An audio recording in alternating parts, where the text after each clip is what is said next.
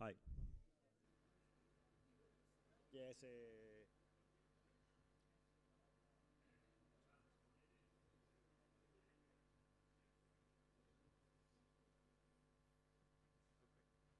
Okay. You? You?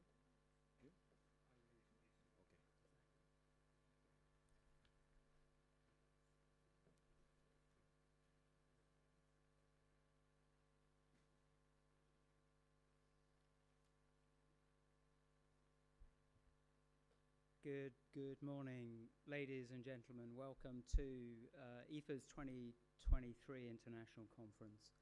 I am Paul Thompson, the Technical Director for EFAA. To get us rolling today, I just want to introduce to you Salvador Marin. Salvador Marin is the EFA President and has been for the last 4 years. He hails from Spain and he has quite an illustrious career, keeps himself very busy with venture capital, with work as a member on IFRAG's Sustainability Reporting Board, his role as managing partner of a boutique accounting practice, and many more. So Salvador, please, if you would come and get us started. Thank you, Paul. Welcome, everybody. Thank you, Paula, for hosting this the 2023 IFA International Conference in the hometown of OCC. And since IFA was founded almost 30 years ago, in 1994, OCC has been one of our strongest and loyal members. Thank you for that. We are continuing to have you part of the IFA family, and family that is growing step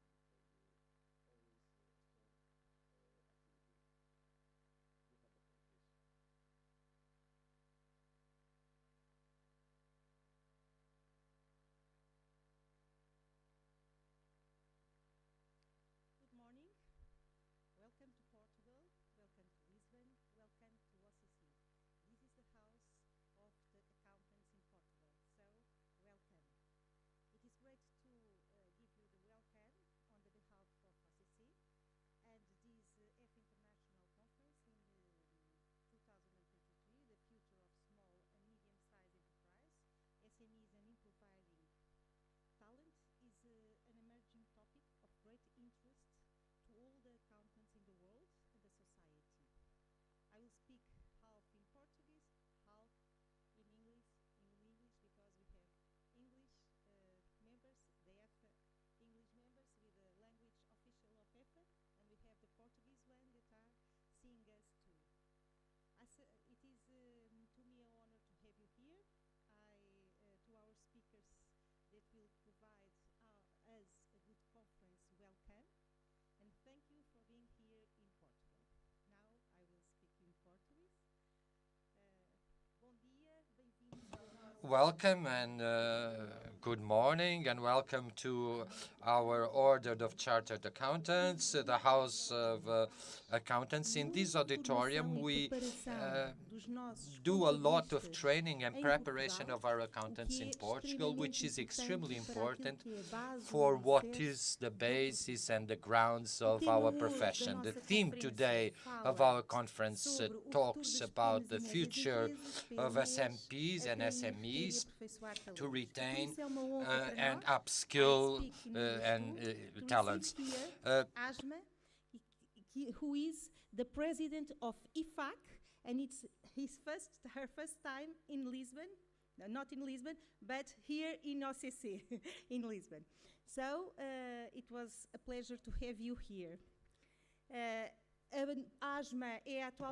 Asma is the present president of EFAA. It's an honor to welcome her here at this conference organized by the family of EFAA, who I salute in the person of Salvador Marin. And it's a big pleasure for Portugal to associate to this organization, both as a member of EFAC and member of EFA from its onset. EFA has a huge importance for us in defending SMEs in the European Union countries, in studying and the reflections we conduct within this scope that has contributed a lot to the growth of professionals in the European area, and what allows us to influence and to create different conditions to go the future in a better condition. It's a privilege.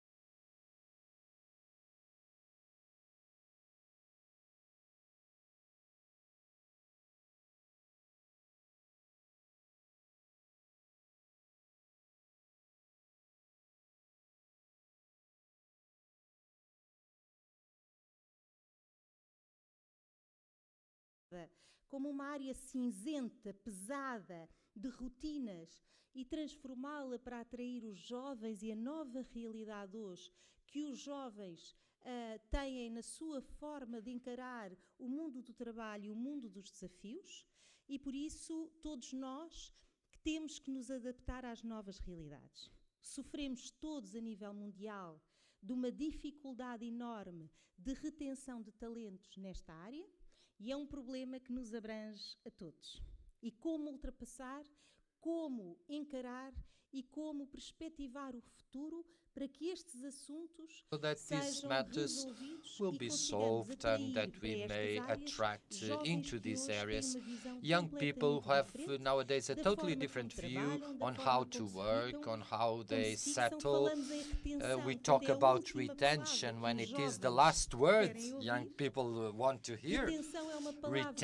Retention is, or retaining is a word that scares them, that limits their horizons. And how are we going to share this information and this world of ours of accounting, a world that attracts us so us, which is so motivating for us and that we feel is not being motivating for the new generations.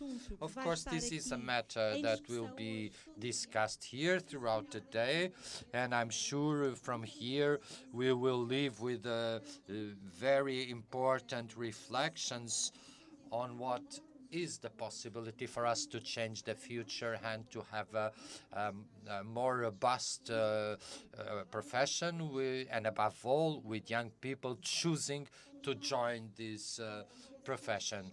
It's us, the generations that have gone through this life, that need to adapt probably, and not the opposite. And this is very difficult on what is the image each one of us has of this profession, about the responsibility and the confidence that this profession has. And this is the key, the master key for the future, confidence and retention or retaining, and of course the will of young people to become part of this world and not ending up staying long or affected to their tasks, and the companies not to put on the company's hats.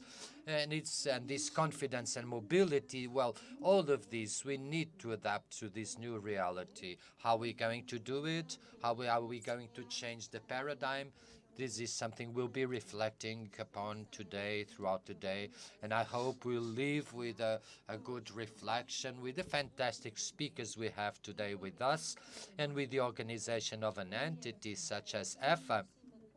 And above all, with the presence of EFAC, I am certain that we will leave here today more reinforced and with ideas to change and to upskill these talents. I think that we also need to reflect about something which is important. Upskilling talents is not to mold them to what we have as a picture, but to realize how we're going to manage to find the right bridge to join what were the generations, the previous generations that created the past of the generations, and the ones that will build the future of our profession. So please be all very welcome to Portugal. I hope you are enjoying it, that you are being welcomed.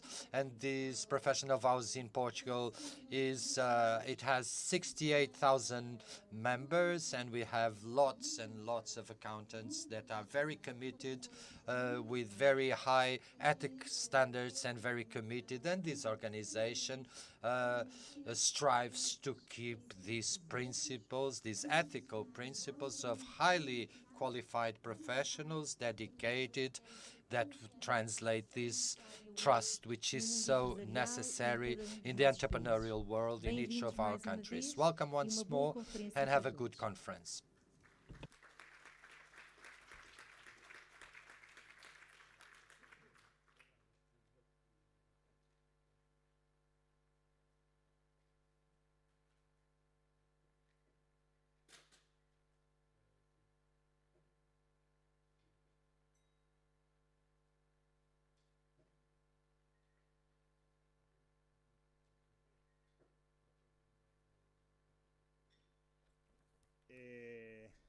Good morning again. Thank you so much, Paula, for your excellent speech, and thank you so much for your help to our profession. Continue with the opening remarks. Of course, thanks to all the other EFA delegates who are attending this event. Every year we have more and more attendees, and many thanks to the speakers and moderators, and of course to the EFA and OCC staff who have prepared the organization of this event. Thank you so much, our board members, EFA board members, for your help to prepare this event too. If you remember, in our member convention in Brussels last December, we heard that talent was one of the greatest challenges facing the profession in their jurisdiction. That is why today's event is focused on how to make the accountancy profession more attractive and how our small and medium-sized accountancy practice can best attract, retain, and skilled talent and continue to assist the economic transition for our small and medium-sized enterprise and our small and medium-sized practitioners. The accountancy profession is navigating challenging times. Perhaps the most challenging is in my long career. I don't remember another other state with this stressful activity. No, the regulatory framework is becoming increasingly complex and stringent, and business and social change demand that accountants offer new services. It is therefore essential that the profession enrich its talent pool. A combination of reskilling and retaining good people and attracting new talent are vital to the growth and prosperity of our profession. This is our idea, no? We need to acquire the new skills needed to provide non-traditional services such as advice, reporting, and sustainability assurance, and to lead multidisciplinary teams. Professional accountancy organizations play a key role in helping small and medium-sized practitioners to reskill their people and attract new talent by providing information, ideas, and insights, but also by promoting the key role the accountancy profession plays to the well-being of society in general. No, this is our point. No, for example, from EFAA, as umbrella organization, we are spending our time and resources disseminate this position to regulator and other stakeholders. I am spending my time and our staff all time with this way. No, as we understand, it is our responsibility, and this will help the new generation of small and medium-sized practitioners as their key SMEs customers. A few personal reflection on the conference theme. Our profession is strongly to remain attractive to young talented people. No, we might have an imagined problem that we need to face. We are also struggling to retain talent, and we are struggling to ensure our people have the right skill fit for a new and evolving role as trusted advisor to SMEs, as the provider of sustainability services, using the talent technologies and things like that. No, but we are facing this challenge. I am confident, very confident, that we will succeed, and our profession as small and medium-sized practitioners will come through stronger, smarter, and sustainable. This is my point. I am a little bit optimistic with this position. No?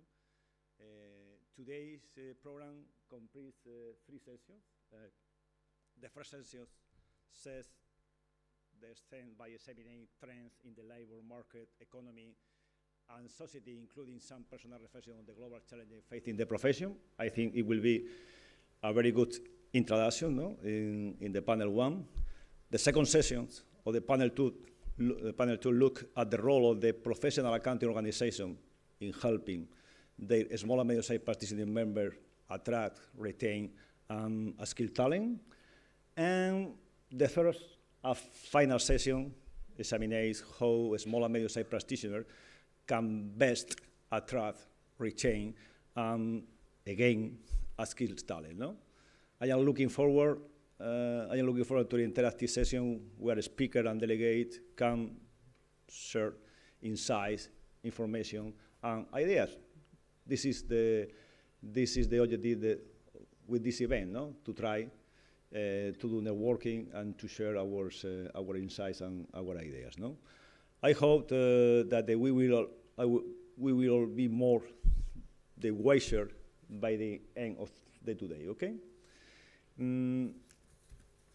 Thank you so much for spend your time with EFAA family today. And now I would like to invite Asma Rimouski. Asma Rimouski, as Paula has said, is the president of EFAA. She will deliver a keynote address. Asma became president of EFAA in November 2022. Asma has a very large background in the profession. No? He's an excellent professional. If you read your CV, you can spend a lot of time reading your special CV. Thank you so much for attending with us. Asma is the first EFAA president from North Africa. From Africa, okay. No North, for Africa, full Africa. I had the privilege of meeting Asma at the EFAA CEO Chief Executive Forum, which also focused on talent early this year. For EFAA, Asma, it is a luxury and a pleasure to have with us. We appreciate very much your effort to be here today with us, with the EFAA family, with the OCC family too. And we are proud on your recognition. Thank you, Asma. You have the floor.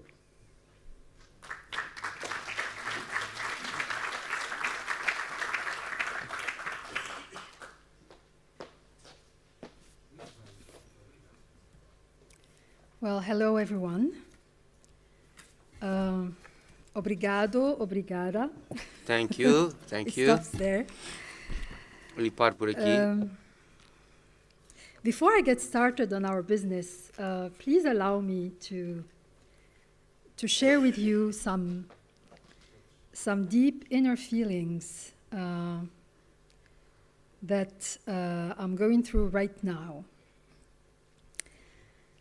So standing in front of you as IFAC president gives me a special personal feeling and a sense of vulnerability that I would like to share. As I was chatting to Salvador yesterday during our wonderful dinner,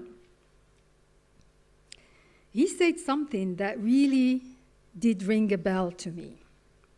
He said, Asma, would you have thought, going 30 years back, that we would be so blessed to be among such a diverse pool of highly respected professionals from all over the world? And I can only agree with you, Salvador. And I will add to that something that defines me specifically, because I always like to establish a connection with my audience. As an African, as an Arab, and as a Muslim woman, I have grown up with a complex of inferiority towards the Western world, Europe, for example. So I'm telling you, sometimes I feel like I'm in a dream. But of course, you know that dreams can have exciting moments, like today, but also some very daunting moments. But right now, I feel like I'm in a beautiful dream, and I feel so humbled standing in front of you. So thank you again for inviting me and giving me this opportunity to meet you.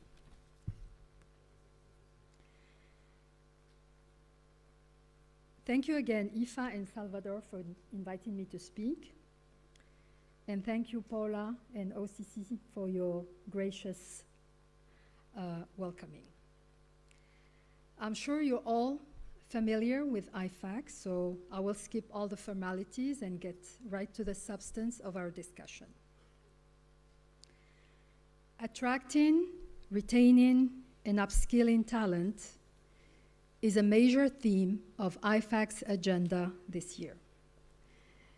And as Paula and Salvador said, it was the focus of our 23 Chief Executive Forum, where we heard from various stakeholders and experts. There was a clear consensus on one point, is that there is no one-size-fits-all approach to attractiveness and retention, not at the global level and not even at the regional level. This is a complex subject that calls for local action based on local circumstances. And that might sound like bad news coming from myself as a representative of a global organization like IFAC. But the good news is that there are always areas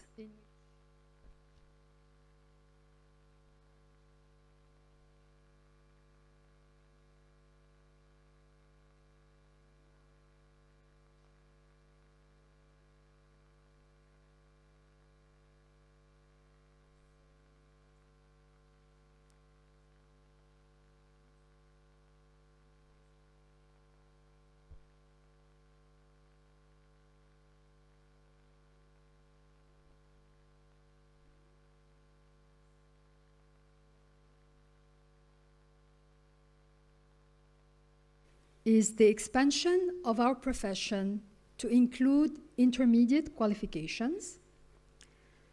2 is the central role of continuously adapting the accountancy curriculum. And 3, our appeal to young people who look for purpose. So I'll start with the first one, the expansion of our profession through intermediate qualifications. Our profession is sometimes described as top-heavy. We have a large number of people at the highest level of qualification and relatively few at intermediate levels.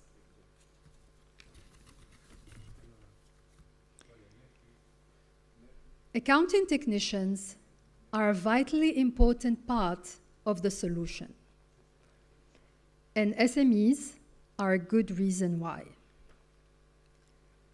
Accounting technicians offer an interesting value proposition to SMEs, especially those whose needs might not always call for the highest level of expertise. The accounting technician qualification and similar intermediate qualifications are also very important paths into our profession for non-graduates and individuals who would not normally pursue an accountancy qualification.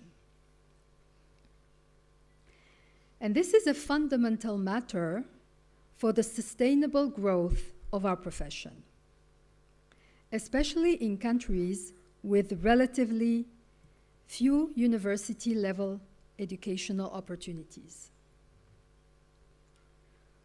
We have an opportunity with intermediate qualifications to bring in many young people that we would miss otherwise. And it is important to emphasize that an intermediate qualification is not a ceiling. For many professionals, it is a first part of a journey towards higher qualification. Another issue that we need to keep working on is that some of us still view accounting technicians primarily as the competition. And this is not IFAC's view, and it is not my view. As mid-tier professionals, accounting technicians complement the work of senior accountants. And there is no lack of opportunities, as we know. IFAC's work on accounting technicians has started several years ago. We have, in some cases, worked directly with PAOs to develop an accounting technician qualification. More generally, we are engaging with our members and our stakeholders around the issue wherever we can and whenever we can. So I encourage you all to visit our IFAC website to find a new document called The Role Accounting Technicians Can Play in the Global Accountancy Ecosystem, which has many more details than I can cover today. The second theme is accountancy education. The profession's global efforts need input from around the world to account for the complexity of the education ecosystem. We have a single set of education standards for the foundational skills and competencies of every professional accountant and aspiring accountant. But different jurisdictions naturally have systems that build on this foundation for accrediting requirements, plus different oversight structures for education. And this ecosystem calls for PAOs to collaborate with academics, other PAOs, and employers to build on each other's work. There is only so much IFAC can do on its own because we are a small organization. And much of our strength comes from our unique position as the global convener of the profession. So let me give you an example of our convening role.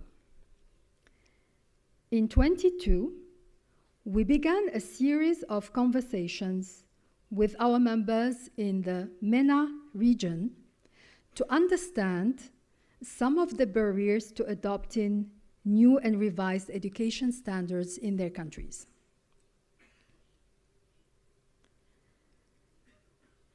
And what came up was the alignment of university curricula with the subjects covered in qualification exams. And this led IFAC, in partnership with the World Bank, to sponsor a regional conference for accountancy education stakeholders earlier this year, which highlighted initiatives in the region, views from other regions that are working through similar challenges.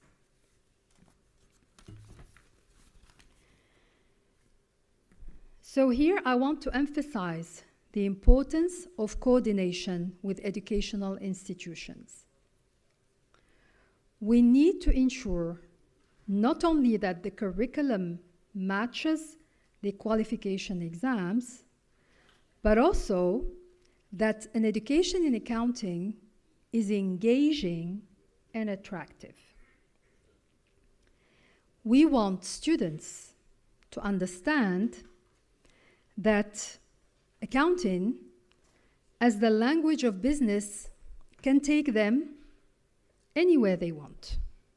For example, in sustainability, they can learn how to measure a company's carbon offsets by learning data analytical skills. They can also learn how to ensure that the data used to measure workplace diversity is appropriate by leveraging on their natural skepticism, etc., etc. And this brings me to the last and third theme, which is our purpose-driven profession. Our public interest mandate is one of our greatest strengths for attracting and retaining talented people. We have a purpose, and a great purpose, but we need to shout it more. We need to advocate for it more. And before I go on, I would like to underline something. I personally hesitate to generalize about an entire generation of young people. They do not have just one way of seeing the world or thinking about their careers. When we talk to them, we hear different things. Some want to work differently. Some are looking for purpose. Others are looking for a better work-life balance. Others in less developed countries are struggling to find a job even though they are well trained.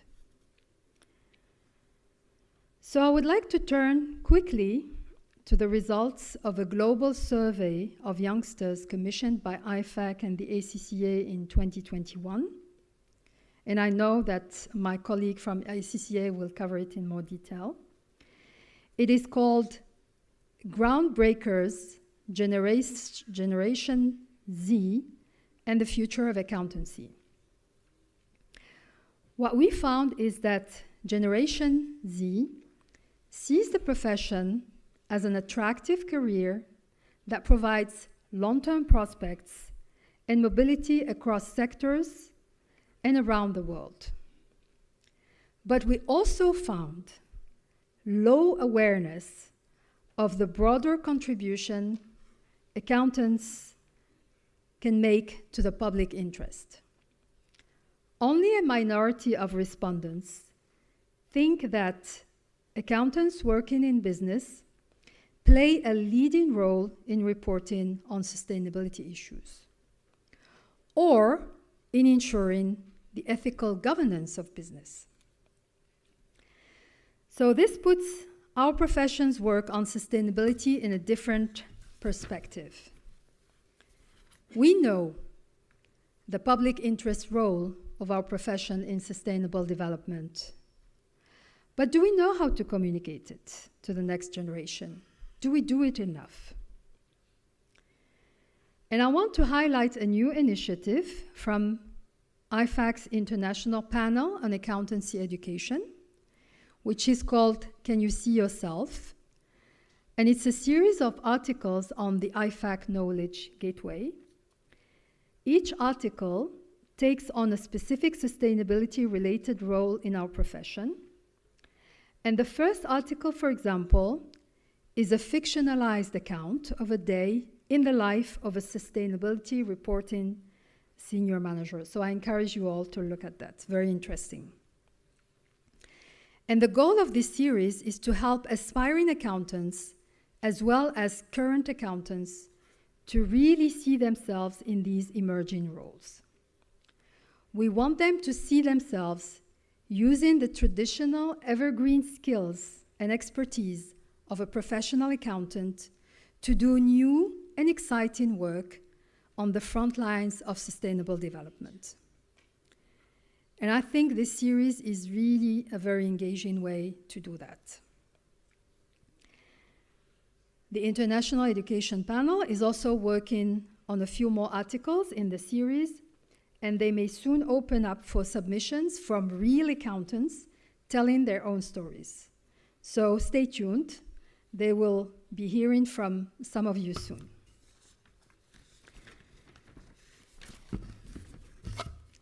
Now I want to put this discussion of purpose back into context. Because remember, we do much more than sustainability work. We are leaders in the fight against corruption and money laundering. We safeguard public funds through our exceptionally important role in public financial management. We are a natural fit in countless ways for people looking for purpose in their careers. But we need to spread the word about our work. So I hope I have not been too long. I will stop here. I want to commend again EFAA and each member for taking on these issues and advancing our profession in the public interest. And please enjoy today's conference. Thank you.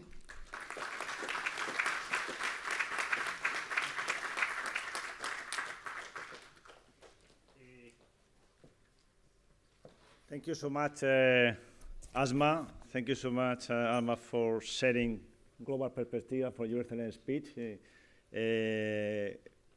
I had taken into account your specific advice for us, for our profession. I am sure that we will continue in this way, working together. Thank you so much. If you want, you can a special gift for her. Absolutely. So, Asma, can we please, on behalf of EFAA, give you a gift? This is especially from Brussels, Belgium. So you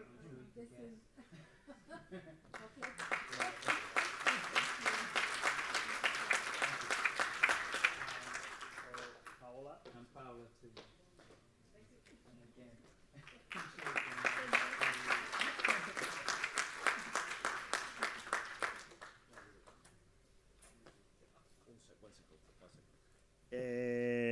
Thank you again. It is now time to commence the first session. I would like to ask Adriana Bunjaku is good pronunciation, Bunjaku, Mai Safil, Barry Wines to come to the stage and take their seat, please. The introduction is for Paul Thompson. Thank you so much. We must go. Okay, welcome to session one, which will be moderated by Ardiana. I'd just like to say just a couple of brief words about Ardiana, our moderator for this session. Ardiana is the Executive Director of SCARC, which is the member organization of EFAA from Kosovo. SCARC is a very small professional accountancy organization, but thanks to Ardiana, SCARC punches well above its weight. It's a very small organization, but with her vision and her passion and drive, she's helped project the organization so that it's one of the leading organizations in Europe. Ardiana also has quite a track record with the International Federation of Accountants too. She has served 2 full terms, I understand, on the Professional Accountancy Organization Development Committee, and she's also served as 1 term on IFAC's Compliance Advisory Panel. So Ardiana, let me hand over to you, session 1. Thanks for being with us. Thank you, Paul, for the introduction. Good morning, bon dia, and mirëmëngjesi, it's an Albanian. Good morning. Ladies and gentlemen, distinguished guests and fellow professionals, I stand before you today not just as a moderator, but as someone who is passionate about the subject that we are going to discuss today, trends in the labor market, economy, and society. It is an honor for me to guide our discussion and delve into this vital topic that holds immense significance for each and every one of us. In our fast-paced and ever-changing world, where technological advancements and global shifts are reshaping our society, it is becoming necessary for all of us as accountants to remain informed and adaptable to the trends impacting our profession. We are witnessing significant transformations in both the nature of our work as a professional accountants and the contributions that we make to our organizations. In order to properly and continuously respond to market demands and needs, we must regularly communicate, not just with our members, but also with the key stakeholders and other social groups as well. Professional accountant skill set will likely grow to be multidisciplinary and include data analysis, effective communication, relationship building and management, creative and critical thinking, and tech savviness, amongst others. As organizations concentrate on cultivating and retaining key talents, the training for professional accountants must equip them for a business career and prioritize the skills necessary to attract new generations into our profession. To achieve this, we must address the aspirations and priorities to the Generation Z, and we should be ready also for Generation Alpha, that is still to come. So, what steps can we take in order to pique the interest of this generation in our profession? This generation, being the first to grow up in a technologically interconnected world, is naturally drawn to careers that embrace innovation and provide opportunities to leverage technology. They also seek careers that align with their values and contribute to making a positive impact on society, all the while placing great value on work-life balance and flexibility in their careers, and also emphasizing the significance of mental and physical well-being.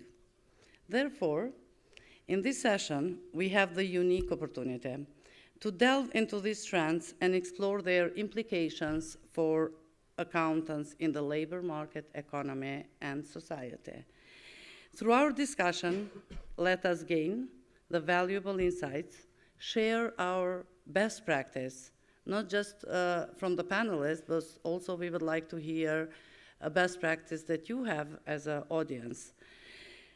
And without further ado, I would like to introduce my esteemed colleagues and panelists who are here with me today and ready to share their invaluable experience and insights. With me today is Barry Wammes, Chief Executive Officer of MBA Netherlands, experienced manager with a demonstrated history of working in the accounting industry since 2003. And Mike Suffold, Director of ACCA's Professional Insights. Mike leads a team of technical and policy experts producing insight on the most pressing issues impacting the business environment. So let's start with Mike. Thank you.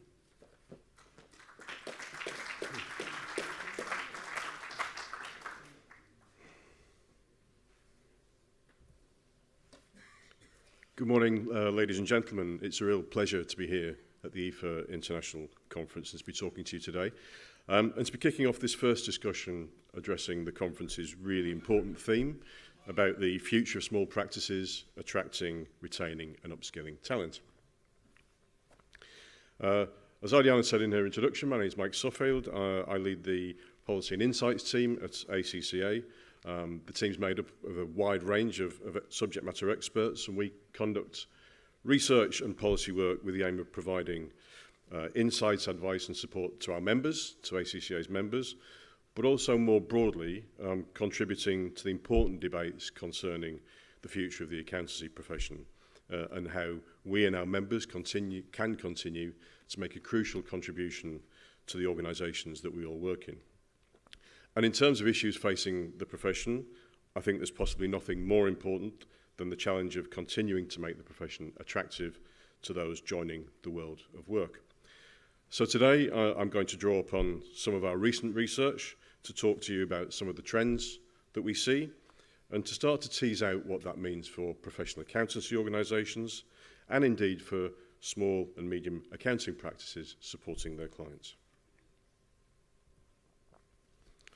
So I'm going to start by looking at how things are changing. And just over a year ago, ACCA published a report which we called Professional Accountants at the Heart of Sustainable Organisations.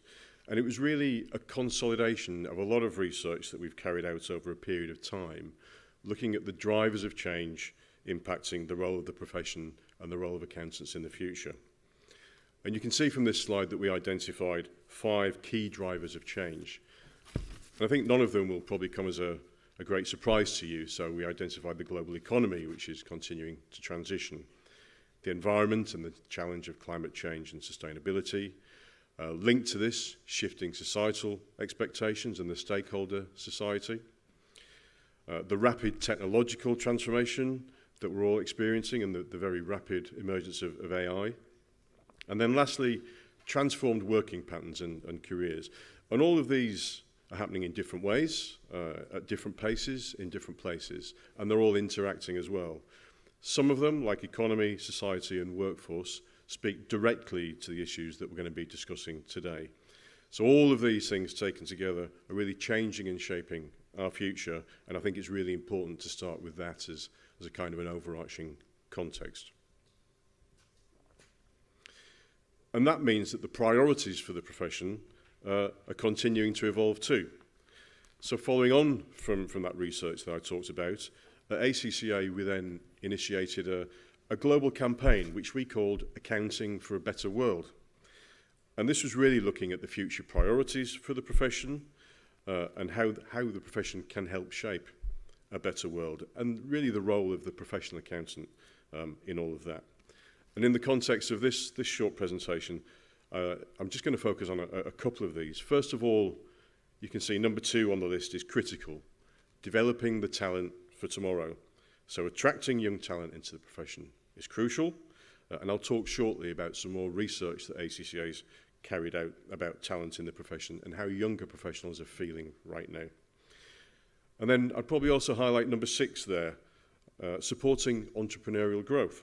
So this is particularly important given the challenges we're seeing in the global economy right now, but also relevant for small and medium-sized practices as they seek to expand the service offering to small businesses and build on the traditional accountancy services that have been offered over the longer term. I think it's important to reflect also about how the world of work itself across the profession is changing and how the needs of employers are transforming too, where we work, how we work, when we work, and how that work is evolving. The speed of change of work in the workplace really is profound, and we're seeing that so much in the research that we carry out at the moment, whether this is changing patterns of work, the rise of hybrid and remote working, the growing application of technology at work, employability challenges, shifting career pathways, the reality of 5 generations now in the workforce, and Gen Z bringing their own ideas and aspirations to the profession. I think these longer term trends will inevitably shape our future workplace. But what about right now? What trends are we currently seeing shaping the more immediate future? It probably makes sense, I think, to start with the quite extraordinary developments that we've seen in the global economy over the last 12 to 18 months. So every quarter, ACCA, along with our research partner IMA, we publish a global economic conditions survey. And this is the largest survey of professional accountants in the world, focusing specifically on the global economy. Amongst many things, our survey actually tracks sentiment around issues such as confidence in the future, as well as looking at specific things impacting businesses such as capital expenditure, customer orders, and employment. And as you can see on this slide, which sets out the trend over a long period of time, sentiment just recently is just starting to pick up. And I think it's probably true to say that the global economy entered 2023 with a bit more momentum than many had expected. Confidence has risen a little as businesses come to terms with the fallout from the Russian-Ukraine war. The economic climate has also been helped, we think, by a faster than expected relaxation of China's zero COVID policies and some more normal energy prices in Europe that could help to reduce headline inflation. But on the other side, we still see monetary policy further tightening over the recent past, and there are a lot of downside risks still, I think we'd recognise, to the global economy as we move through 2023. With that as context, I'm going to turn my attention now more specifically to focusing on what's happening with talent across the accountancy profession. So earlier this year, ACCA launched our inaugural research report, which we call Global Talent Trends. So we think this is the largest survey on talent across the accountancy profession, and we had 8,500 professional accountants who participated. And within that sample too, we had over 500 SMPs respond, so we got some good insight and some good results from that too. It's actually a piece of work that we intend to publish every year, which will look to track key trends in the future of work and workplace sentiments across the profession. So what I'm going to do is I'm going to run us through some of the key findings from the research, because I do think it gives some interesting reflections and some evidence around how people working in the profession are feeling right now about their working lives and about their careers. And you can see the overall headlines on the slide here. I'm not going to touch on all of them, but I will focus on those that you see highlighted in the red boxes, just to give a bit more of a focus. First of all, I'm going to start by touching on working patterns across the profession, and particularly the opportunities and the challenges that are presented by hybrid working. It's probably the most obvious thing I think people think about when we talk about new ways of working and the future of work at the moment. I think perhaps the most surprising statistic from our whole survey was the pie chart circle that you can just see on the left-hand side there. So most respondents to our survey said that they are now working full-time back in the office. Just over 1/3 suggested that they were working under some sort of hybrid arrangements, partly in the office, partly at home. And the minority said that they were fully remote, still based at home. And you can see the S&P comparative statistic here with 62% of respondents saying they were working back in the office full-time. Then, as you can see on the right-hand side of this slide, we've cut this data by generation. And you can see actually some really interesting differences. So younger people much more likely to say that they're in the office full time. Older people, more likely to say they're working under hybrid working arrangements. And then at the bottom of the slide, you can see that we also cut it by different countries. And there's some really interesting and significant differences here. So in developed economies such as Canada or the UK or Ireland, hybrid working still predominates. But in developing economies, it's really more the opposite. And some of that could be a reflection around different countries or regions being at different stages of development, differences in technological infrastructure in markets, for example. And it'd be interesting to get reflections on people in the room on that. And we then started to get into the heart of what remote working and hybrid working actually feels like. It's very obvious through the survey that we carried out that respondents felt there were some real upsides to this, but as well some challenges with hybrid working, and particularly working remotely. So running from left to right, you'll see there's a general sense that remote working is helping people feel more productive in the workplace, but also some challenges when it comes to collaboration, team engagement, and manager relationships. We also spent some time talking to organisations about how they're managing this, and questions around productivity. How do you continue to drive collaboration? How do you build a culture? The idea is that hybrid work somehow shifted the power balance between the employer and the employee. Implications for bringing new staff into the organisation. How does that work? What does it mean for younger people in the organisation? How do people learn in the workplace in this environment? And can remote working lead to an imbalance in particular skills? Are people missing out on building those critical face-to-face interpersonal skills? And then a lot to do with well-being and remote work too. So lots of stuff to really think about there. And it's been quite interesting to see what organisations are doing in this space. So we know that Amazon, for example, has announced that all its office staff have to be in the office for a minimum of 3 days a week. We've seen Disney and Starbucks making some similar pronouncements in the last few months. It's a huge debate, I think, at the moment, with both employers and employees, trying to find a way around this and understand what's best for their business and for their people. At ACCA, for our part, we're being very open in allowing our staff to follow the working pattern that works best for them and best for the business. So there have not been any requirements to be in the office for a certain given amount of time. But we do know that as a member organisation, our members value a lot of face-to-face contact and interaction. So we're trying to work our way through that. And undoubtedly, this is particularly challenging too for smaller businesses. I want to move on to another key issue, and this is something that came out quite strongly, which is what we describe as a challenge of burnout and stress facing employees across the profession today. So we had some pretty clear indicators in our data here around the mental health challenge facing employees and the desire for more support around mental health. And you can see across every indicator here the challenges felt by employees as well as the responses needed by employers to help to try and address these issues.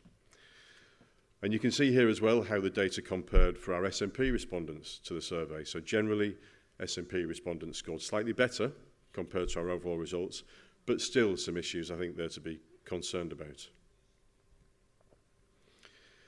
And we talk again about Generation Z, and it was really perhaps most concerning that it was this generation that was really feeling the strain. So across every indicator here, younger people were more likely to express concerns around their mental health and demand for support from their employers versus their older colleagues. And part of the challenge here, I think, is around perception of the stress associated with roles across accountancy.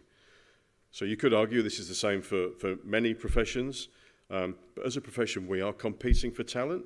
People may go into other vocations. There's a lot of optionality for young people in deciding what they're going to do. So how can we help address some of these both reality issues but perception issues about what it's like working in the accountancy profession? And just building on that to link through to the issue of technology, which we all talk about a great deal. Again, you can see here some indicators that respondents would like more support with technology, and also a significant number of respondents really still concerned about the pace of technology change. And really interestingly here, I think, it was younger people who were most concerned about this. So You might ask, well, why are the so-called digital natives the ones most likely to suggest that they've got concerns about the pace of technology change? And we tested this with organisations, we discussed this. And it came as less of a surprise to them, actually, and there were a few different observations coming out of those discussions. First of all, younger people may be more likely to be in operational roles that are more directly impacted by technology change. They may just have a better understanding of the impact that technology is going to have. And older respondents, maybe in more strategic roles, may perhaps feel they've kind of seen this all before and maybe were a little bit less concerned as a result of that. But I think the key point here is that we shouldn't assume that younger people are immune from concerns around the impacts of technology in the workplace on their careers. And they want support from their employers just like everybody else. Because we had such a large data set to work with, we started to look at some of the relationships between the information we got and the correlations between, for example, working patterns and overall satisfaction with employers, as well as working patterns and mental health. So the chart on the left-hand side here looks at a wide range of employer value propositions. In each case, hybrid workers indicated higher levels of satisfaction versus full-time office workers. So in short, hybrid workers in our surveys were happier than those working full-time in the office. The chart on the right-hand side here links working patterns to the responses we received around mental health. And again, what this chart effectively says is hybrid workers indicated better mental health responses too. I just want to say a few words around retention in the profession, because we did take a bit of a deeper dive looking at mobility and looking at career aspirations. So first of all, we asked questions on people's mobility aspirations, how quickly they were planning to move on from their current role on the left-hand side chart, and then over on the right, whether the intention was to move internally within their current organisation or to move externally. And you can see over half suggesting their move was going to be external to the organisation. So clearly there are retention challenges for employers, and I'll come on to talk about that a little bit more in a minute or two. But we looked at it in two ways. So first of all, from an employee point of view, maybe this is a positive story, one of having good career options. We've always been a profession of career optionality and choices. If I want to move, then I can do. But for employers, it's obviously more of a problem. And these are some really quite big numbers. And no surprise too that there is a generational angle to this. So put simply, the younger you are, the more mobile you're going to be. And again, some comparators here specifically for SMPs. So particularly on the right-hand side, you'll see that 56% of respondents in the SMP sector suggested they expected their next role to be external to their current organisations, which may suggest a retention challenge for SMPs. And then we started to try and track movement and aspirations. So put simply, on the left you can see where people are working now in terms of the current sector, and on the right you can see where they want to go to in their next move. And we've highlighted there the talent flow to SMPs on the right-hand side of this visual. Quite clearly, the data suggests again that there are challenges here for smaller accounting firms in holding on to their people. Just one final comment, I think, on retention. So the data that we got does present a strong correlation between levels of employee dissatisfaction and then retention challenges. Probably not a great surprise, but I think really quite important that we saw such strong evidence in this area. So this visual tells us two things. First of all, unhappy workers in our survey were more likely to want to leave. And there are a number of reasons for this.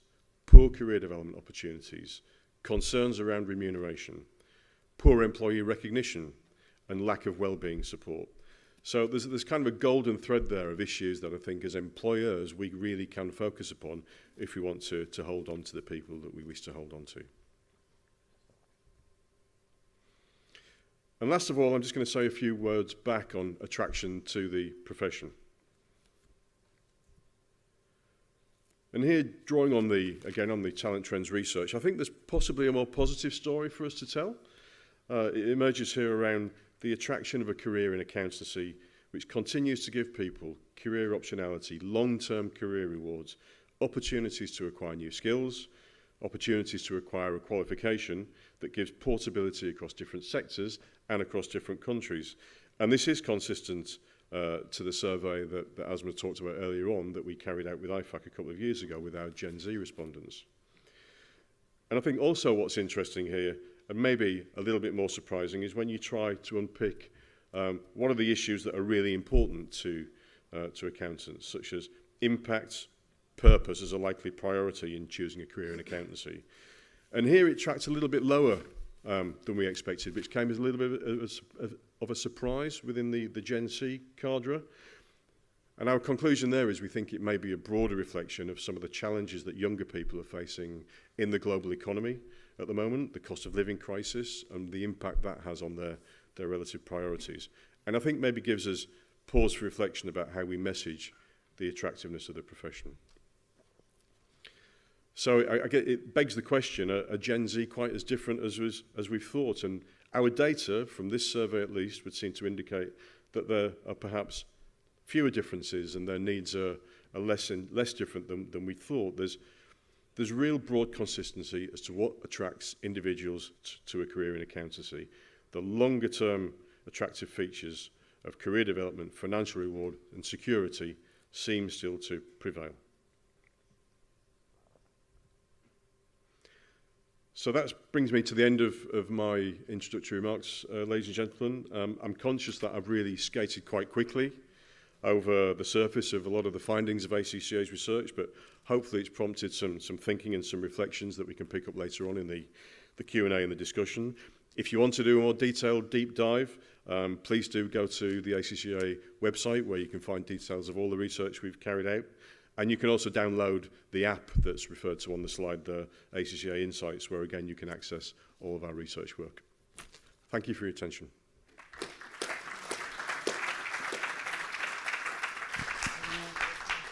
Thank you, Mike. I think we will continue with the second presentation until our audience will have any question prepared.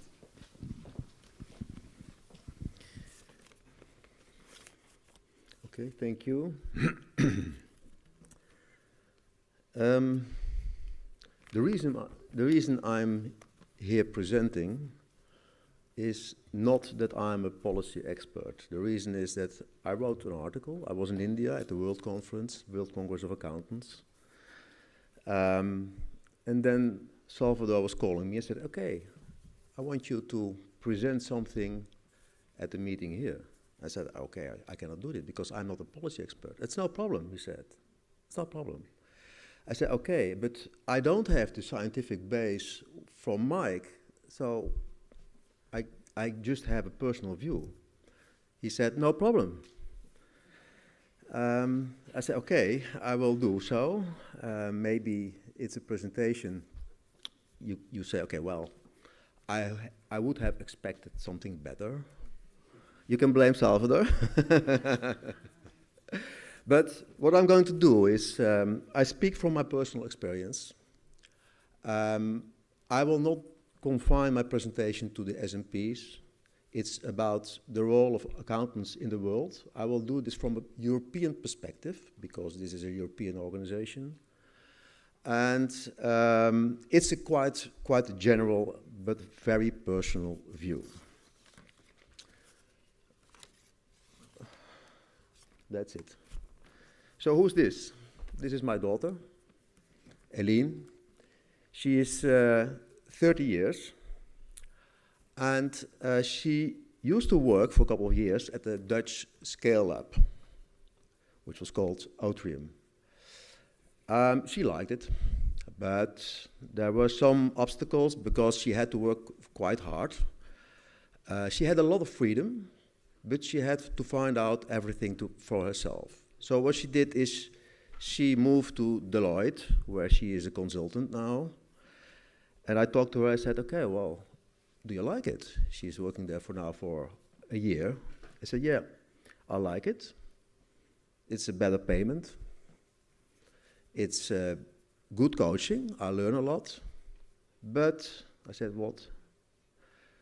I said, well, there's only one thing which is hindering me, and that's the bureaucracy, the hierarchy. So I'm responsible for what I can be responsible for what I'm producing, but there are lots of people looking over my shoulders whether I do it wrong or right or wrong. So she said, maybe I don't stay there. This is just one person, so it doesn't say anything, but it's an interesting point of view.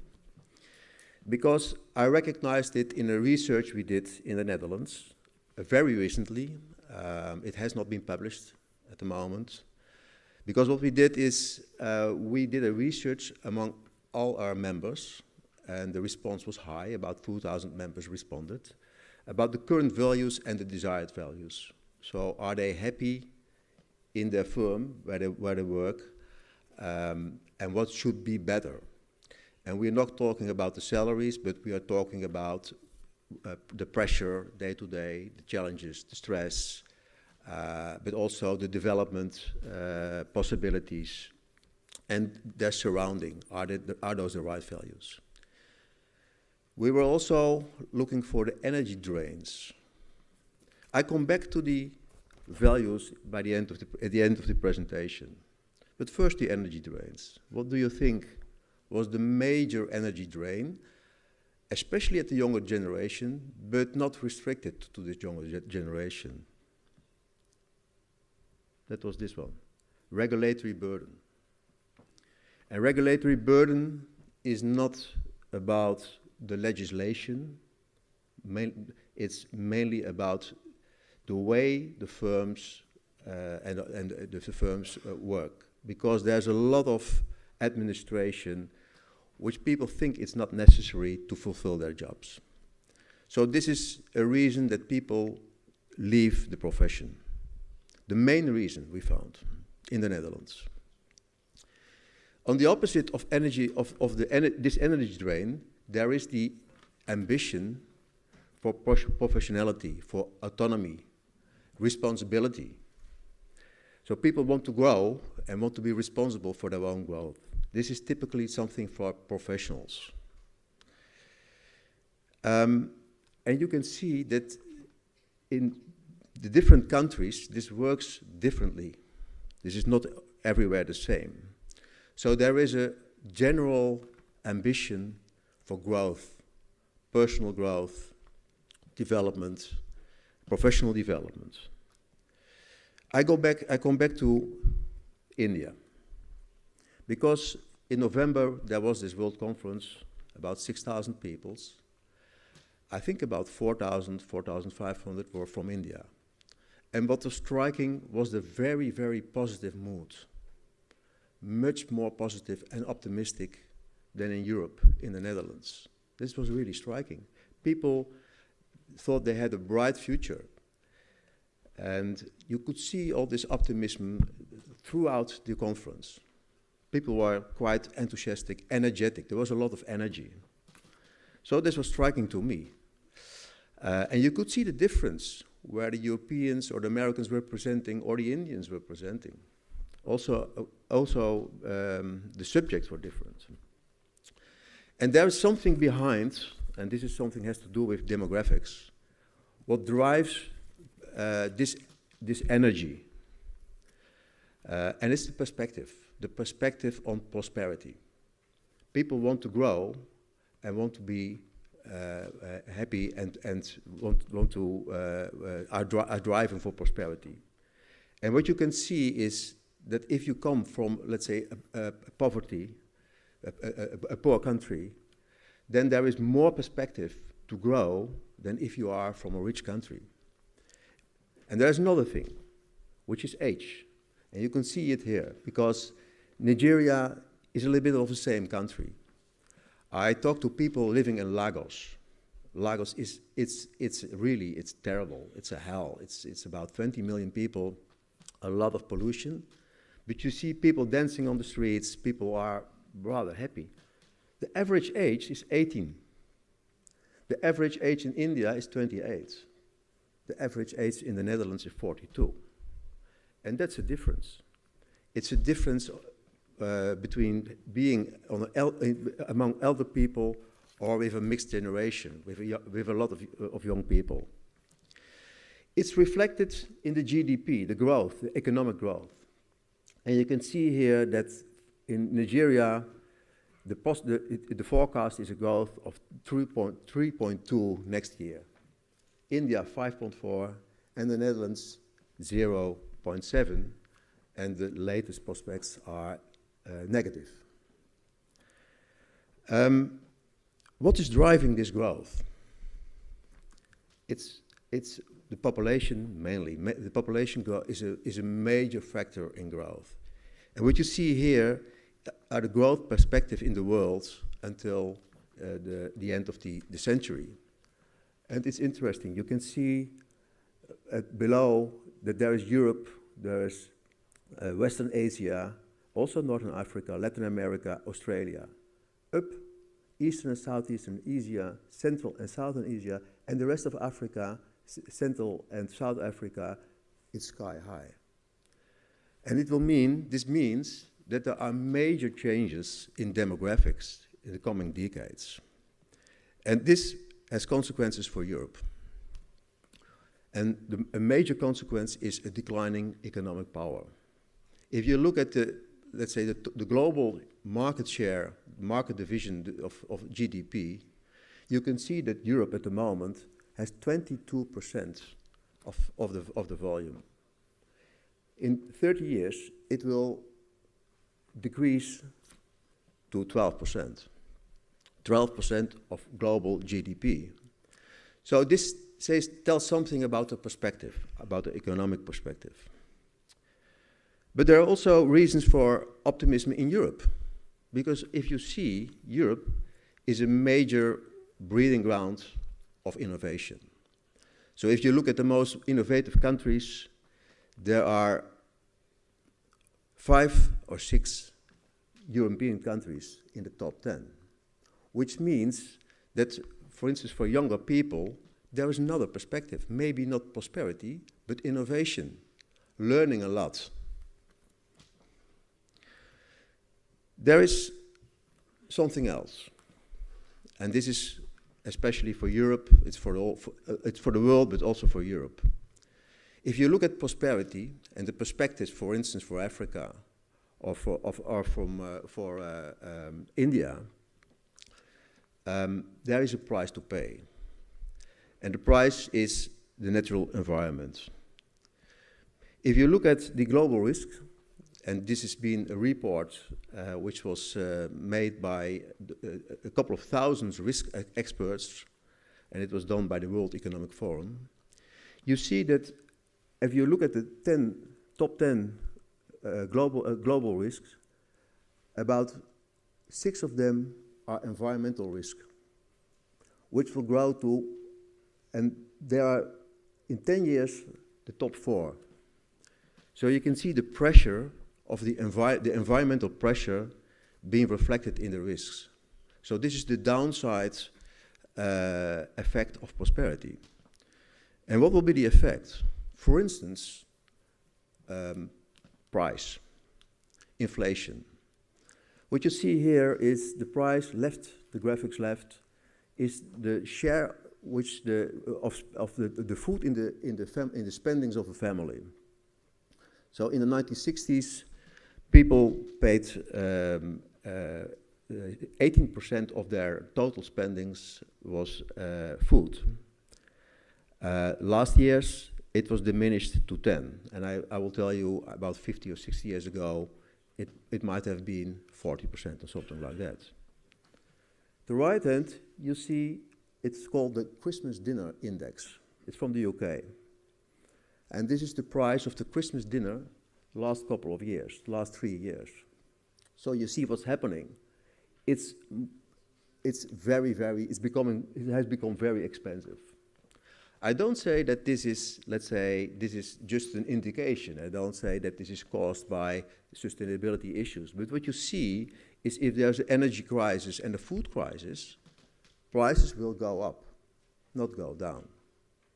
So what you can see is that because of those environmental pressures, that the prices and the income will the perspective on growth will be worse.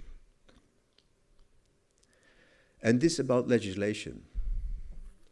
These are the current and expected legislations from the European Union in the area of sustainability. So the legislative burden, so to say, will increase. So this is the prospects. And you can't do anything about this. This is what's going to happen in Europe. Then there is another major limit to growth, and that's polarization. This is more about politics. And what you can see, that's another limit to prosperity. It will be subordinate to security. Security is more important than prosperity. And we will see also another thing is the rise of a multipolar world. And this affects the profession also. Because we always say we are a global profession, and IFAC is responsible all the professional bodies, all the accountants in the world. But what you see are some changes. Those are quite very recent articles from the Financial Times and some other media. And what you see is that there are some issues with China, the stock exchange in New York. There are issues with Russia. And you see the firms are leaving Russia. So this is something which is happening now, and I guess it will not stop. And what you see here is, again, it reflects the rise of the multipolar world. So on the top end, you see the red are the countries with an autocratic regime. And at the end, left, you see the members of IFAC. And one effect might be an effect on the standard setting, and little attention have been paid until now. So I counted the standard setting boards, the members of the standard setting boards of IFAC and the IFAC board. And it's interesting to see that at board level, IFAC is quite good, quite well representative, most countries in the world, democratic or non-democratic. But if you look at the IWSB, there are no representatives of non-democratic countries. So are they applying those standards? Are they compliant to those standards? You can ask it. But this is something you have to take care. Another thing is the Edelman Trust Barometer, because I just explained the polarity between countries, but also within countries, you can see polarization. This is the Edelman Trust Barometer. And Edelman might be familiar to IFAC because they work with them. They measure since 2000 the public trust in the world. And they ask about 20,000 people. Every year they pose the same questions. And what you can see here is also the polarization in countries. And here are also some European countries, which is a problem. And what's happening is, as a result of this, people are very, very concerned. And you see that the economic optimism is collapsing in Europe, but also in other countries. The question here was asked, was my family and I will be better off in 5 years. And it's going down in every country. There's another side to this, because this makes you very pessimistic. But if you look at the happiest countries in the world, this is the happiness index, then you see that Europe, a lot of European countries, are still in the top 10. And what is measured here is not just whether people are happy or not. People are happy if they live in a clean environment, have good entrance to good education, when there is no corruption, freedom of choice, life expectancy, health, etc., etc. This is reflected in this graph. So there are some things to defend in the Western world. I come back to the Edelman Trust Barometer, because this graph shows the trust in the different institutions in the world. And what you can see is the trust in government governments all over the world is all-time low. There was one exception, which was China, but it's all-time low. Media, the same. Business and NGOs, there is a general expectation that they can change the world, and they are trusted that they do the right thing. And I consider the profession and also the profession bodies in that area, in the area of NGOs and business. So you could say that professional bodies and accountants play a key role in maintaining public trust. And I think more than we should think. So this is what I think is very, very important for the profession. Of course, we have to contribute to growth. Of course, we have to contribute to the stability of companies and organizations. But we are also a guardian of public trust. And our values are very much associated with a democratic world. I think there is no alternative. And this is something we should foster. I come back, this is my last slide, to the conclusion. And this is a positive conclusion. What you see is, and I come back to ACCA, the last slide of Mike, the fundamentals remain, which I think is a quite positive message.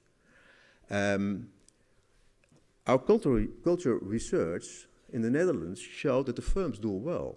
Work-life balance, it's fairly good.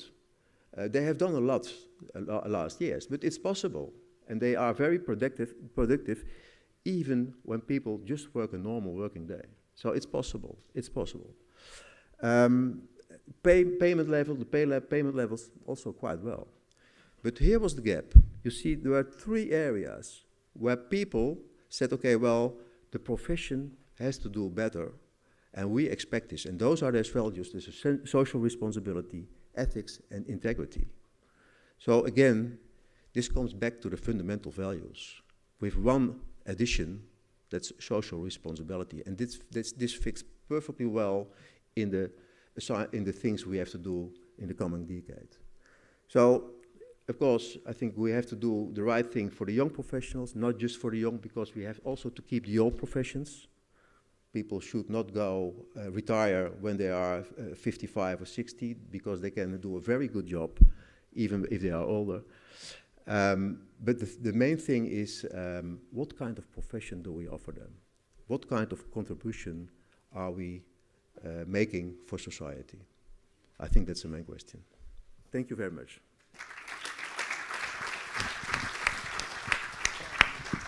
Thank you, Barry. It was very interesting presentation, and I think we should all thank Salvador for insisting to have you here, because this was very different presentation. I mean, and very different point of view that we got from today. So I would like this session to be very interactive, also with the audience here, or maybe I heard that is also online if we have any questions. But let me start first with one question just to open the discussion. We have heard both our panelists. They gave us insights and from the questionnaire or the information that you got from the young ones and SMPs. And also from Barry, we just had this wonderful presentation and from his experience. So what about, as it was divided actually, the China, you had very different feedback, and also Europe have a different feedback. Let me ask you, because for years there has been a talk, at least in Europe, about war for talent. And it's not just about finding the right talent, but it's also how to keep the talent you have. Has this war for talent intensified? If so, how and why? Perhaps I'll come in first and then I'll pass across to you, Barry. I think it has intensified. I think it's probably the most intense that I can recall it. And if you look at all the data about the kind of the labour shortages that we're seeing not only across Europe but elsewhere, I think it probably is at its most prominent level. There's a whole range of economic reasons for that. I also think there are a whole range of, I guess, other career options open to people who we would want to be attracting into the accountancy profession. So it feels like perhaps the most competitive moment that we've been in as a profession. I guess what I'd say, though, also is I'd like to strike quite an optimistic tone in this debate as well, because I think we've got a great deal that we can present in terms of the opportunities that an accountancy career offers. And I think some of the points that Barry was making there really, really resonate in terms of sitting at the heart of building trust again in some of the fundamentals of society. And I think the accountancy profession with our ethical grounding kind of sits at the heart of that. And if you look at a lot of the messaging that we do at ACCA around the profession, it is really trying to emphasize that positive impact that the profession can make. And the sustainability agenda is the latest element of that, and I think provides a massive opportunity, again, for professional accountants with the skills that we provide them with to make a real difference. And I think we should all be kind of working at getting that message across as best we can. Yeah, I agree. I agree to Mike with Mike. There is another thing. I think it's true. I think it's the most competitive moment maybe in the history of the profession. But there are restrictions to that. There are certain borders. And why is that? Because there are also other professions who are doing the same thing. So if you all do have a very large effort for the same group, it remains the same. But so I think there's another thing, and this is something we've seen in the Netherlands. We lose a lot of people in the education. So in the primary education, in the secondary education.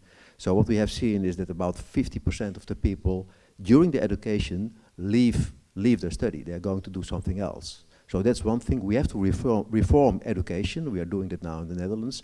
And the other thing is people are leaving the profession because of the regulatory burden. So we waste a lot of people. And I think here's here is the area where we can benefit. If we take care for the people and we care for them. Do you think that is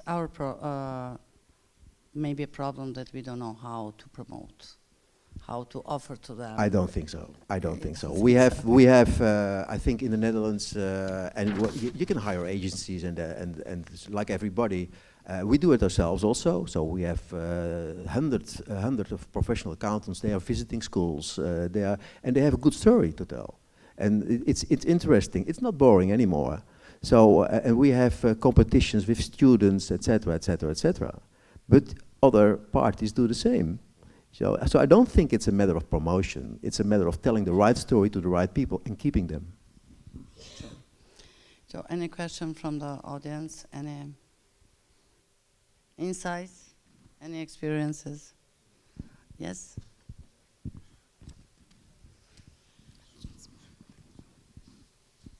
I do believe in interaction, so...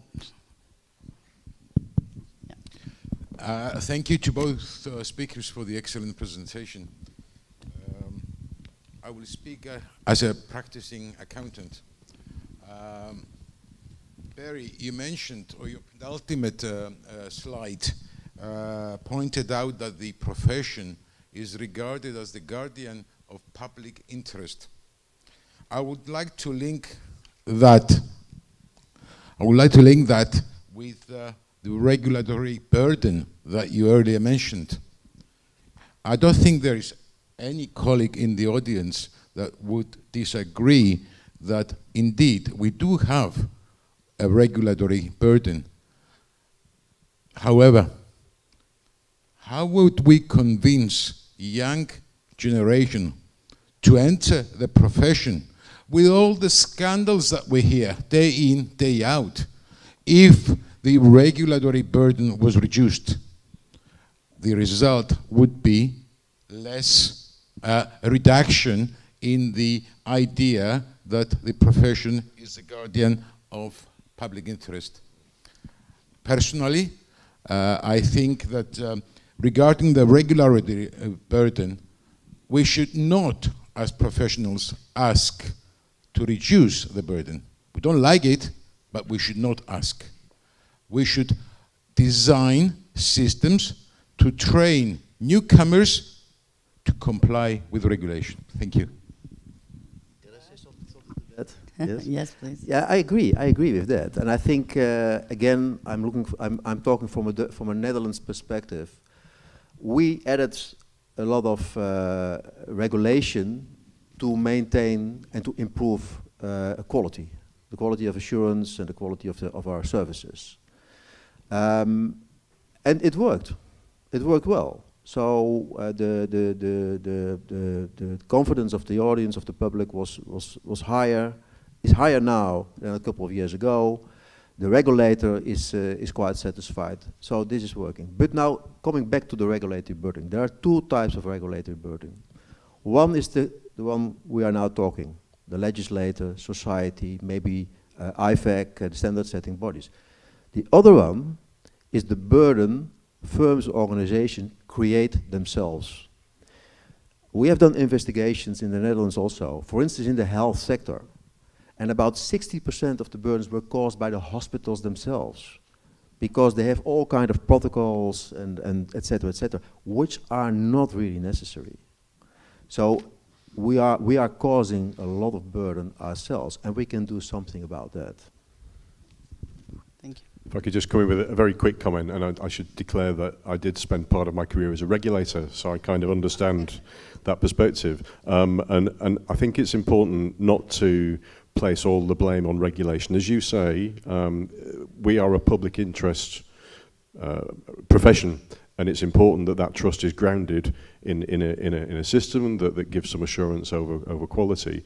And when the big scandals happen, that's because something has gone terribly wrong. And I think we need to learn from that. But my observation would be, and this is not just in the UK, it's around the world, regulators need to strike the right balance between finding things that have gone wrong, but also highlighting things that have gone well. And there's very little, frankly, that really still comes out that provides that kind of support to the profession and says, well, actually, in these areas, they're doing extremely well. I think there's a balance to be struck in a regulatory approach. Thank you. So, we have another question.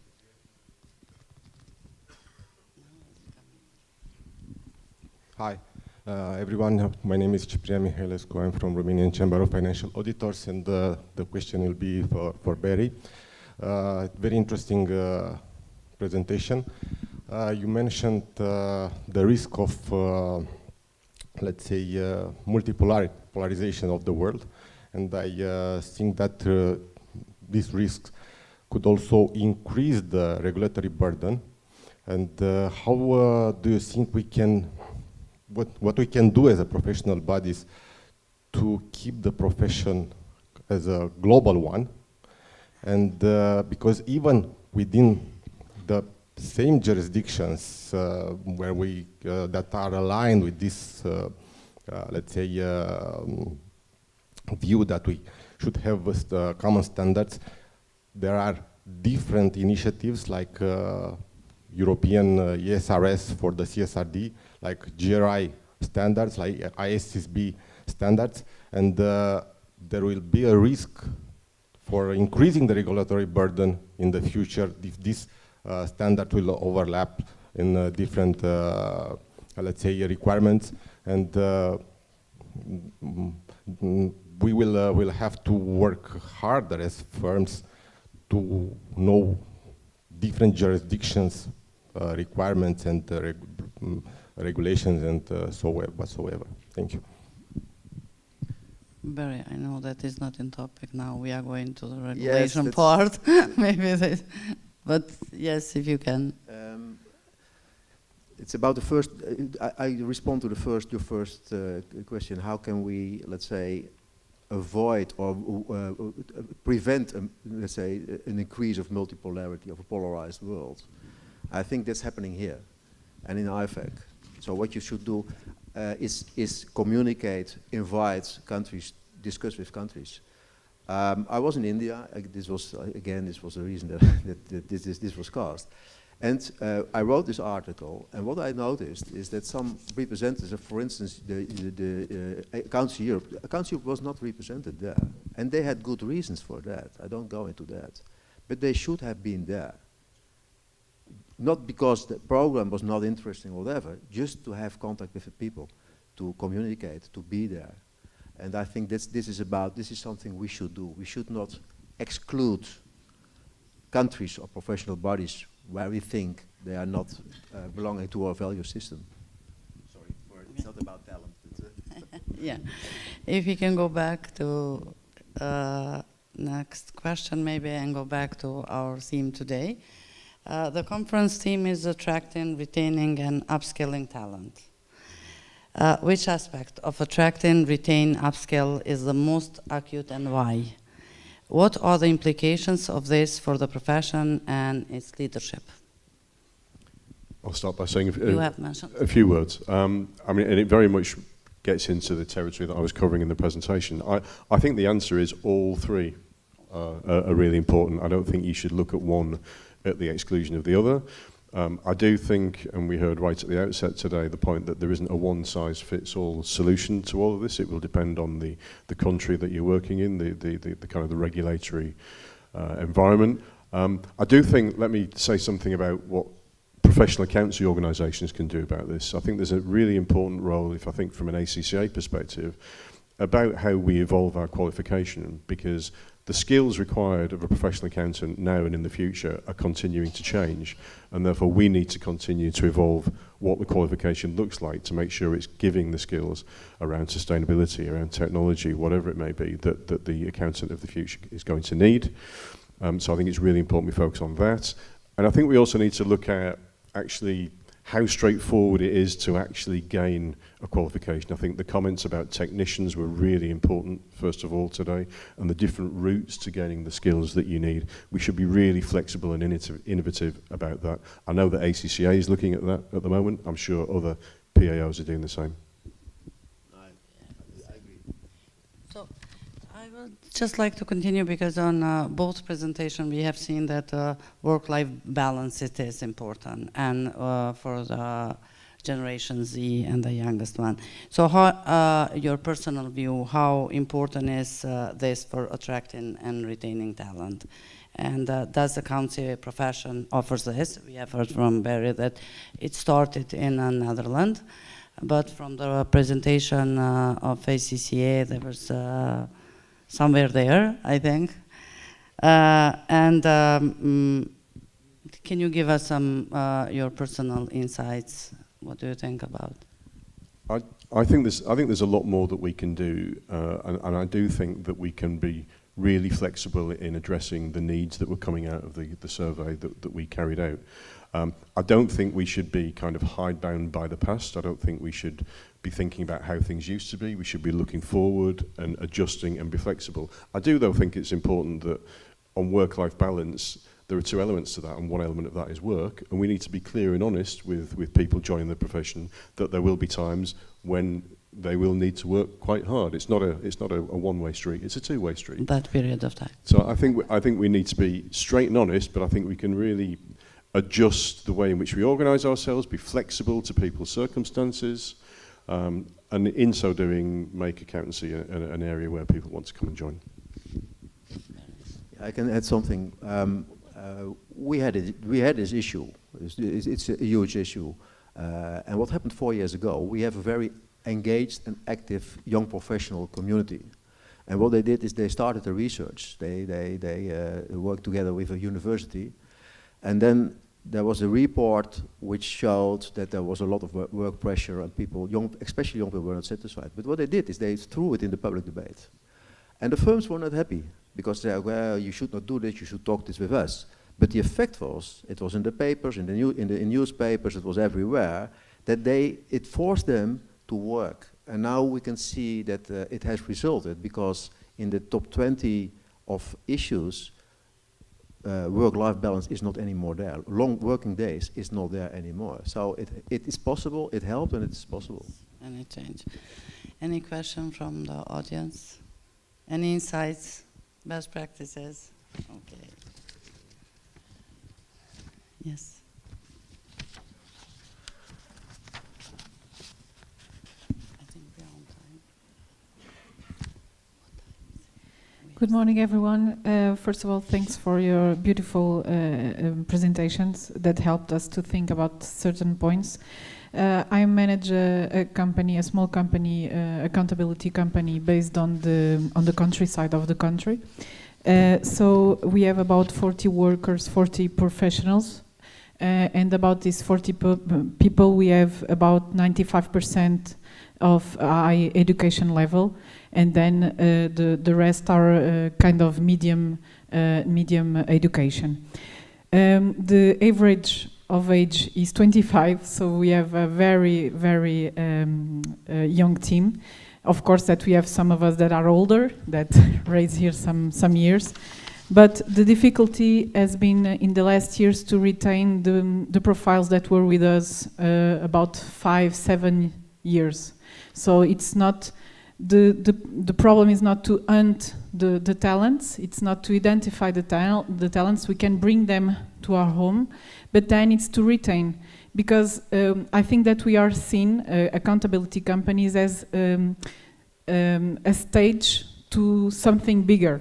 We are kind of the preparation to the Californian dreams of the accountants, that is to work with in a company, in an industry, as a financial, as a director, as a manager. So we prepare them very well, and then they go and take their wins with them. The question is that I speak as a director of our company. We don't have the structure to create different opportunities, career opportunities, so they can grow and grow and grow. So we can, of course, provide a career as an accountant trainee, then first, second, a senior accountant, but nothing from them. We cannot having all of the people managing. So the thing is, as our personal experience, what we did was to rethink the way that we should deliver the service to the customer. As I think that we have many colleagues with this problem or opportunity, our customers sometimes or most of the times don't have a big structure. They don't have administrative services, they don't have back office support, and then they see in the accountant that service, right? And then our accountants are overwhelmed with so many solicitations and demands from our customer that something are not accountability tasks. There are accessory tasks. So what we did was to try to build a team to provide that particular type of services. We call them as a kind of administrative services. And then what this means is that our accountability team is focused on delivery where they make the difference. And they feel a little bit more enthusiastic about their work. They focus more on the real tasks that they were prepared for. And that's how we are being deconstructing this path of letting the profession, because I think they are not letting, they don't want to leave the profession of accountability. They don't want to handle with certain type of matters that are requested to accountants.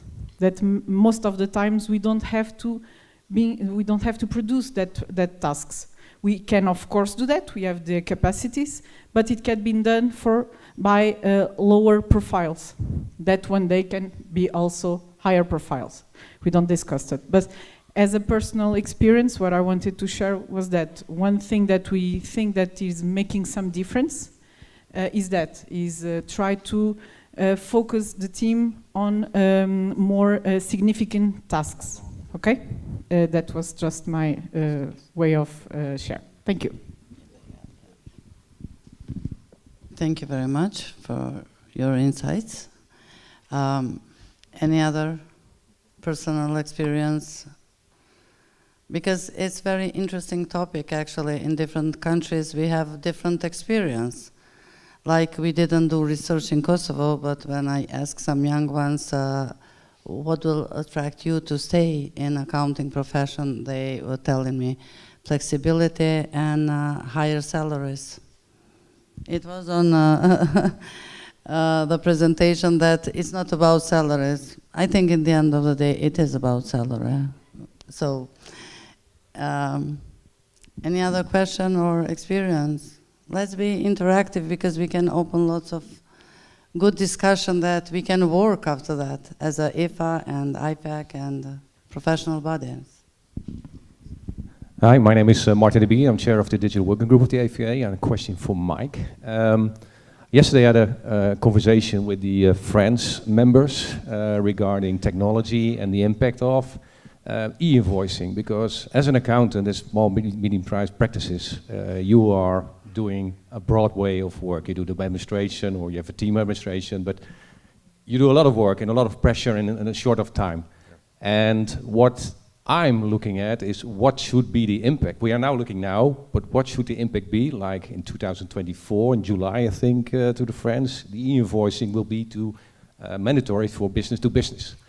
If you automate it, because it's very strange, we make an invoice which come out on a computer system and we do it like a digital PDF, and then somebody's looking at the PDF, translate it again to an entry, and then it goes into the system, and then it has to be checked. So there's a lot of work being done. And I think after 2024, a lot of can be changed because the technology is there to automate, even on tax purpose, to see, okay, this invoice, and it will also impact the work of small minimum practices. Are you also investigating this kind of trends or possible trends? What could help us as industry, but also we have to change maybe our way of working. Yeah. Thank you. It's a really interesting perspective and interesting development. We actually, at the moment, that kind of specific example isn't one that we've looked at, but I might come and have a chat with you a bit later to find out a bit more about it, because it sounds like a really practical issue that our members are going to be dealing with wherever they are, but surely in Europe too. So that's not something we've looked at. We do have some work happening more broadly on technology, but I'd like to learn more about that. So let's talk some more. Thank you. Any other comments? Okay, I think. Thank you very much, Barry and Mike. Thank you to all of you. It is a very interesting topic. I have tried to do some conclusion, and I think by addressing the acute aspects of attracting, retaining, and upskilling talent, we can shape the future of our profession. Is it? Okay, I can speak from here. It's always technology, something. So I'm not good on this, definitely. So by addressing the acute aspects of attracting, retaining, and upskilling talent, we can shape the future of our profession and ensure its continued relevance and success. It is also important to offer flexible work arrangements and remote work options to emphasize the potential for career growth, advancement opportunities.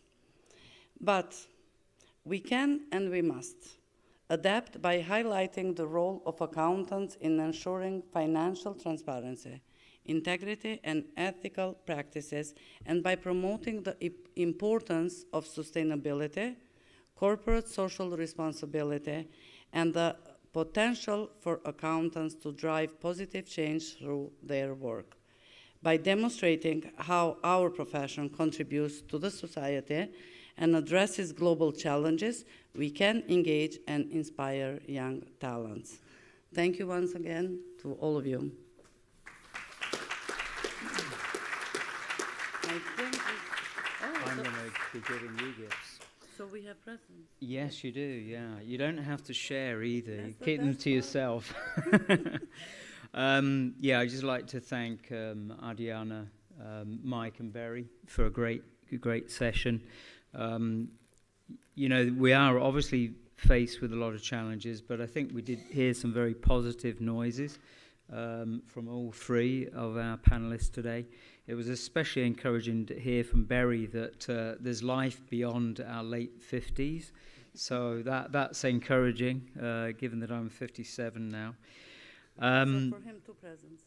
Ooh, yeah. Well, I will say if I got one spare.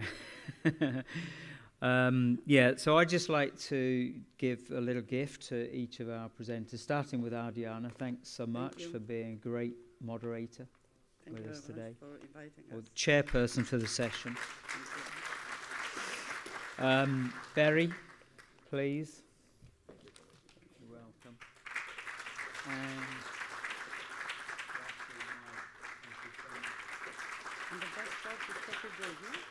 yeah.